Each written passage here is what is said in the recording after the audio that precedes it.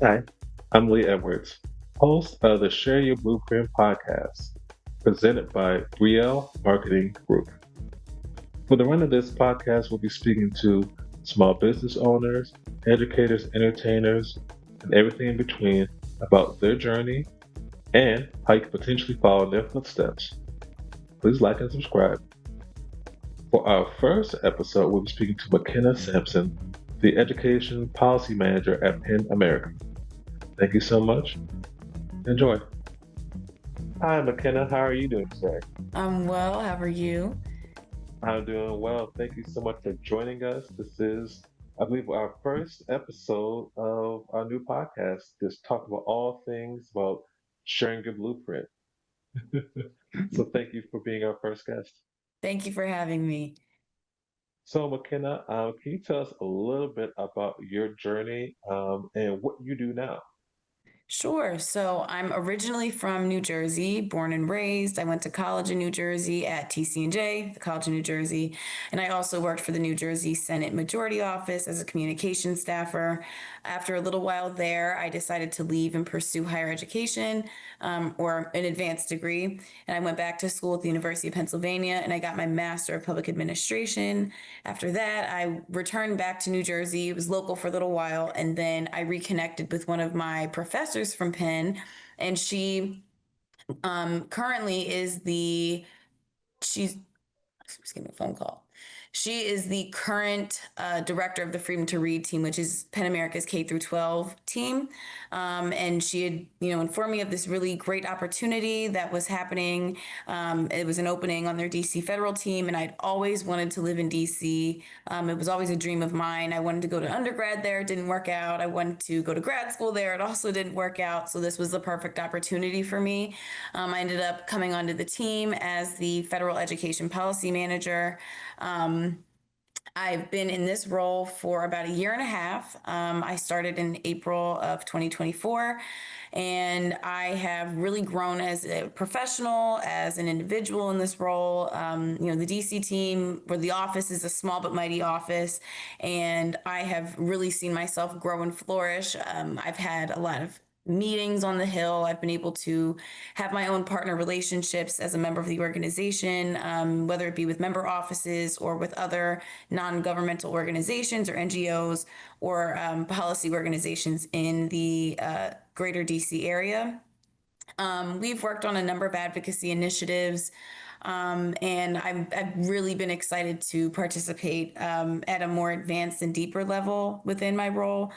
This year, I've actually been able to like spearhead Penn America's DC offices Banned Books Week effort. And Banned Books Week is an effort that we organizationally across the country really work on, but it's really specific to DC because we end up introducing a resolution on the Hill with Congressman Jamie Raskin's office. And so it really has been a great experience for us. We also work with Senator Schatz's office. And so I was able to take over for the first time this year. And, in prior years, I had really taken on a support role. So it's been great for me. And I think with a number of policy issues that have, become more prevalent in the education space this year, it's been really eye opening for me. And I'm sure it's been eye opening for my colleagues as well. Well, first, that's a lot. That's a Yeah. fantastic, that's a fantastic opening because it so encompasses a lot of your work. Have you always wanted to work in policy and education since like a young person? I actually come from a family of educators. My mom is a principal. My grandfather was also a principal. My dad works for the New Jersey Department of Education, and my grandmother used to be a teacher, and she moved into a more administrative role before she retired. So I knew that education was a big part of my family. It was not something that I personally wanted to do. I didn't want to be a teacher. I knew I didn't want to. I didn't know that policy was something that I wanted to go into at a young age, but it became more clear to me as I had graduated from college. I went into college wanting to be a screenwriter and work in Hollywood and be, write television shows and movies. And I still have a passion for film and TV. But I think I'm most passionate about helping other people and being able to impact people. And there's a lot that you can do, at a grassroots level as an organizer, And I had a little bit of organization experience in college, but it wasn't something that became a very big part of my life until later. When I was at the New Jersey Senate, I worked very closely with the policy team, which essentially was just a team of lawyers who helped the senators write their bills. And the process was really fascinating to me. I teetered between going, pursuing law and pursuing policy. And I had some coworkers at the state or at the Senate who were in policy school. One person was in the exact program that I went and graduated from, and another person was in a different program that was strictly like public policy. And I pursued public administration because I really liked that it had a more well-rounded application. And I felt like I could do a lot more with it. It just so happened that I was able to marry education, which I've become significantly more passionate about in most recent years because it's helped me evolve as a person and it's given me access to, this job, different spaces. So while I have not taken on that direct role as like an educator or like a teacher, like some of my family members have, I do feel like I'm still connected to education in a way because of the policy angle and the work that we do at Penn. And I think in this role, more than any of the other roles that I've had in the past, I've been able to really have a direct impact or at least help others that have a direct impact with education and access to education and giving other, students the opportunities that I was also afforded. Well, with that, you mentioned a lot of things too. How does Penn align with your own personal goals and the story of your family through education?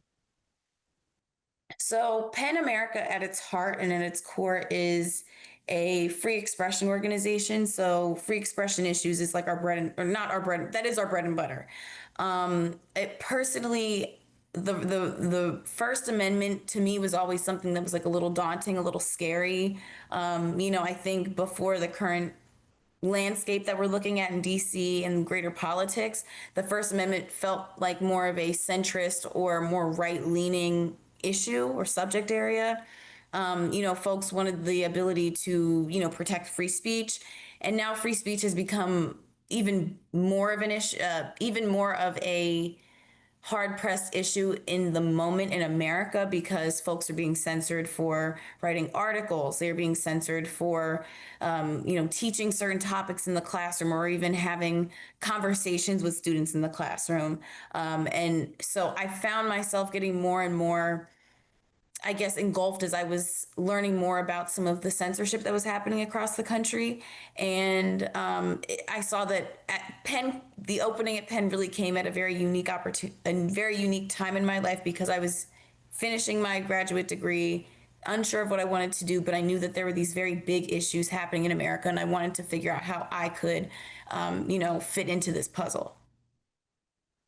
Even with the same, I guess, blueprint of sharing your blueprint, how were you able to prepare yourself from maybe high school to undergraduate and graduate degree for this role now? What were some of the things or some of the lessons you were able to take over that time, some of the skills you were able to cultivate over that time?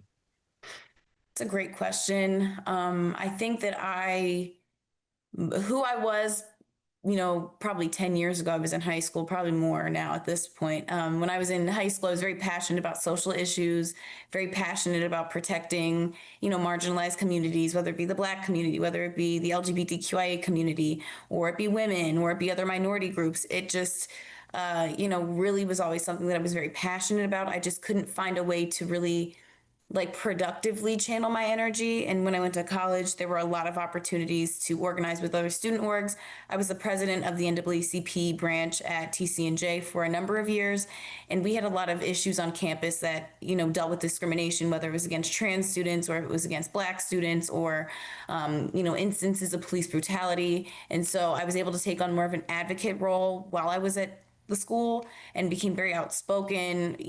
Went as far as having personal meetings between the NAACPE board and the president of our college at the time. And I actually developed a personal relationship with the president because we were there meeting with her all the time. And I saw that when you have someone who is willing to listen, that change can really be brought about. And, when you're able to accurately and organizationally express your list of demands and ways that you believe that your community could be made better, it makes things a lot easier for you. So when I went into, graduate school, I went to Penn, and so it was in Philadelphia. There were a number of social and policy issues that specifically target Philadelphia. And so some of these conversations that we were having in the classroom during my program really made me think about how I could be most effective. And I think some of that comes with listening to others, even when you don't always agree with them. And I think that's a big part of the job at Penn. We have to defend everyone's right to free speech, even people that we don't agree with. People have a right to say things because that is the First Amendment. And, we don't, while it may be very easy to want to censor someone, it's not the right thing. And, in more recent years, we're seeing that the shoe is really on the other foot. And folks who are advocating for, equality, folks who are advocating for justice and equity within the classroom, within marginalized communities, like they are the ones who are being targeted and censored. And so it feels like this was kind of like the perfect opportunity that the shoe feels like it's on the other foot. I am defending free speech. I am defending the First Amendment, and I'm also helping the communities that I care very deeply about.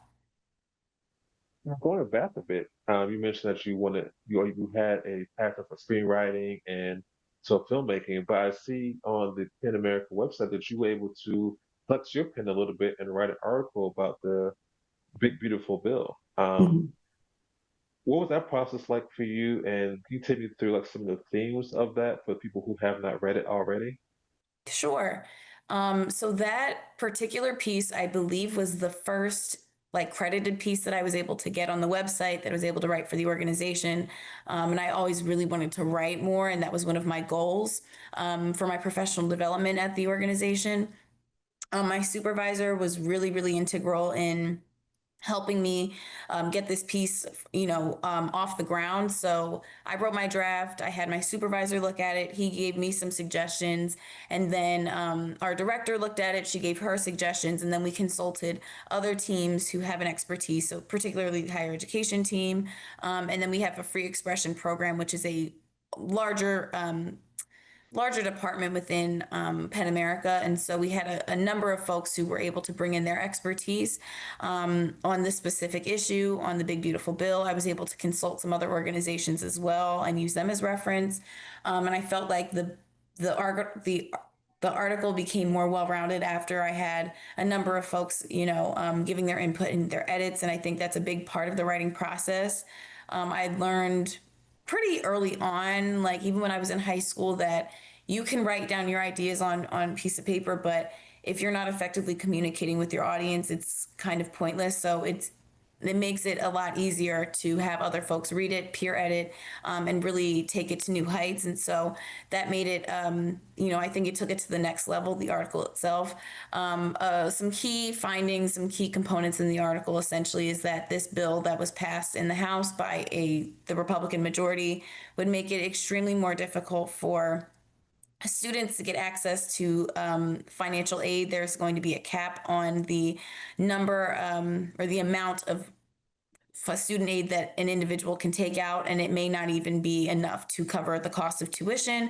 So once you're maxed out at the public level with the student financial aid that is available via the government, you then have to look at the private loan market, and that is when the interest rates are a lot higher, and you're going to see a lot more student loan debt.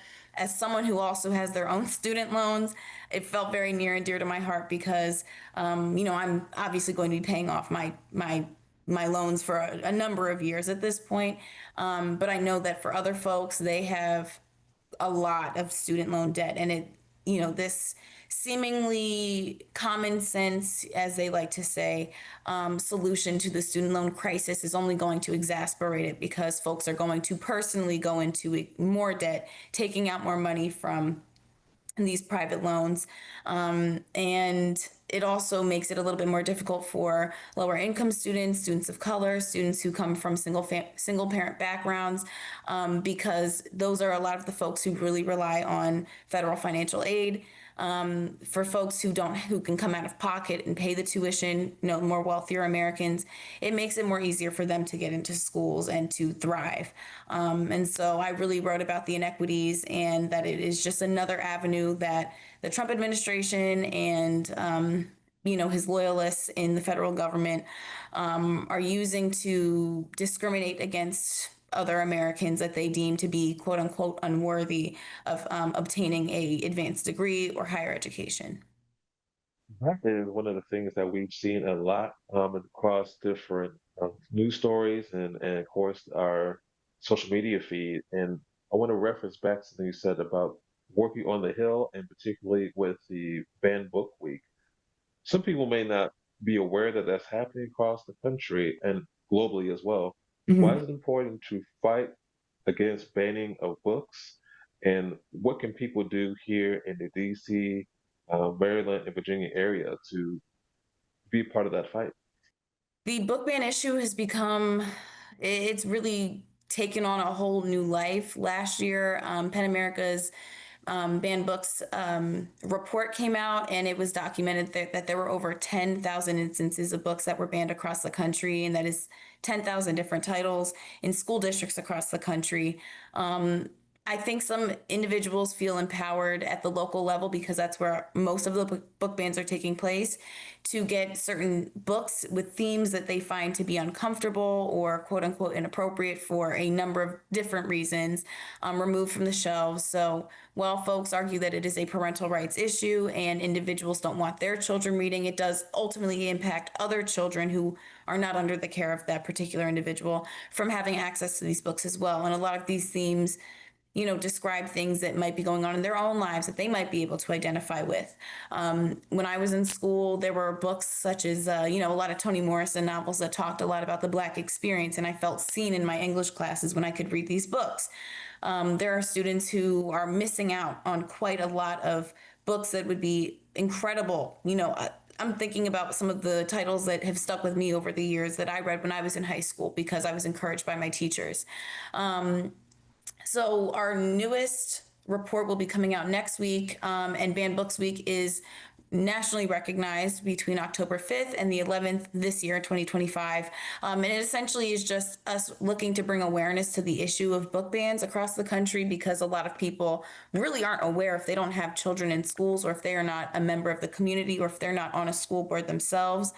Censorship really goes a lot deeper than just books. It really ties into identities, and it kind of communicates that we are looking to, folks are looking to erase certain populations, certain communities and their cultures because they are being discussed in these books, especially like the LGBTQIA community. The trans community has specifically been taking a lot of hits on all fronts, and they've definitely been impacted through book bans, as well as the Black community, the Asian community, non-Christian religions, and even children's books that talk about, bodies are cool, bodies are different. Some folks have vitiligo, some folks are in wheelchairs. So some ways that you can get involved as an individual, you can order these books. There are a number of books that have been banned, and you can find them on Penn's website. And you can find some titles. You can donate those books to your library. You can even request that your own local library purchase those books to have them in those libraries. You can also attend your local school board meetings and, talk about how it's impacting students in the schools, why it's wrong, why we should be advocating against book bans, why students should have access to books, why teachers should have access to or the ability to teach, general topics that have been, successful in the classroom that other folks have more recently determined to be controversial. We were suggesting that folks participate in book drives. We were also suggesting that folks write to their local members and their electeds and just, tell them about Banned Books Week and ways that they could also get involved, and also to just bring more awareness to the issue of book bans so that, we can organize against some of the well organized folks who have been coordinating these attacks on school districts and the classroom. So now we have to wrap soon, and I really appreciate that context and that additional information and the call to action too. For those who are interested in sort of following in your footsteps or doing something very similar, how would they be able to navigate their way to working on the Hill, working in advocacy, and following the blueprint of McKenna? If you are interested in pursuing policy or politics, highly recommend looking at some of the job boards that are posted. You'll be able to find positions that are open, talking to folks and networking with folks who are in these spaces that you also would like to join. So if you have friends that work in policy, maybe talking to them and finding out which organizations they're connected with that have openings. If you have friends that work on the Hill, likewise, sometimes they are aware of some of the openings in different offices. While I do not work on the Hill myself, I have a lot of friends who do. And so, in talking with them, some of them have been able to share some of their experiences and, send share some of the resources that they have in terms of looking for jobs. Like I said, I'm not looking for a job, but I have friends that definitely are well connected. And so I really think leveraging your network, especially at a time like this when we've seen so many mass layoffs on the federal level and a lot of people have been impacted by these layoffs, just to leverage, your neighbors, your friends, your inner networks. If you're a member of social organizations, your frat brothers, your sorority sisters, even just other people that you've networked with at other places. Don't be afraid to attend some of the, work happy hours if there are local events in DC where organizations are going to be introducing or talking about their initiatives. That's also another great opportunity to market yourself as a viable candidate and also to get more involved in some of the things that they're doing. And I guess if you want to follow some of the work that I'm doing, you can definitely check Penn's website. I will continue to be writing and hopefully working on some additional reports with some of my colleagues on specific teams. So I hope that helps. Awesome. I'm sure it does. Thank you so much, McKenna, for your time and your expertise. We would love to have you join us again to share your latest updates and more what PEN America is doing to support all people, both near and far. So thank you so much for your time. Thank you for having me.